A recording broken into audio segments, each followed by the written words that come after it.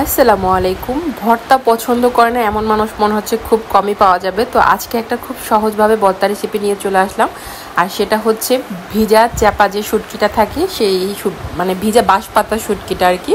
আমি শুটকির নাম বলতে গেলেই হচ্ছে মাঝে মাঝে গুলিয়ে ফেলি।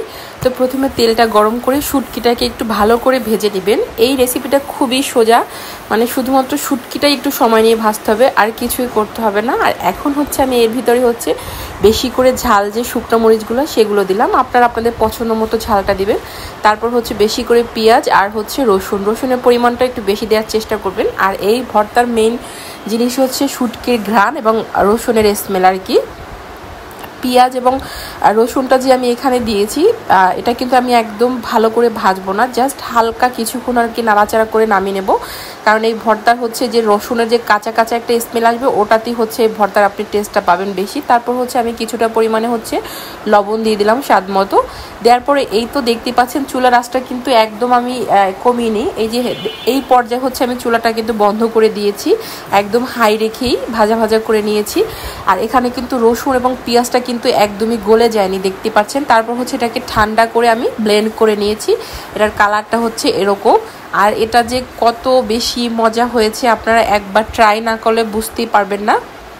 যদি বুঝতে চান যে ভর্তাটা কত বেশি মজা হয়েছে, অবশ্যই আমার ভিডিওটা লাস্ট পর্যন্ত দেখতে থাকুন, তাহলেই হচ্ছে লাস্টে এটার ভিডিওটার মজাটা পাবেন আপনারা, আমি কথা দিচ্ছি। কারণ এই তো আমি এখানে গরম ভাত নিয়েছি, গরম ভাতের সাথে এই 1 চামচ ভর্তা দিয়ে আপনি প্লেট করে ভাত খেতে পারবেন। আর বিশেষ করে এই ভর্তাটাই আপনি 1 থেকে 6 মাস ডিপ ফ্রিজে সংরক্ষণ করে রেখে খেতে পারবেন। এটার টেস্টের কোনো হেরফের হবে না, আমি একদম কথা দিতে পারবো। কারণ এর আগেও আমি 2 থেকে 3 বার সেম ভর্তাটাই বানিয়েছি, তো ভিডিও করা হয়নি। এবার হচ্ছে ভিডিওটা করে আপনাদের সাথে শেয়ার করলাম। আমি হচ্ছে এভাবে করে বেশি করে ভর্তা বানিয়ে একটা বক্সে করে ডিপ ফ্রিজে রেখে দিই। যখন খাবেন তার আধা ঘন্টা আগে আর কি, মানে ওই দিন যখন আপনি ভর্তা খাবেন একটা তো প্ল্যান থাকে, জাস্ট পে করে রেখে দিবেন। গরম ভাতের সাথে খেয়ে দেখবেন খুবই মজা লাগে, খুবই মজা লাগে। আর এই তো কথা বলতে বলতে কিন্তু আমি খেয়ে ফেলতেছি। কে কে মজার ভর্তা রেসিপি খাবেন অবশ্যই চলে আসেন। আর অবশ্যই কিন্তু আমার পেজটিকে ফলো করে দিতে ভুলবেন না, সাথে সাথে আমার ইউটিউব চ্যানেলটিকেও সাবস্ক্রাইব করে দিবেন।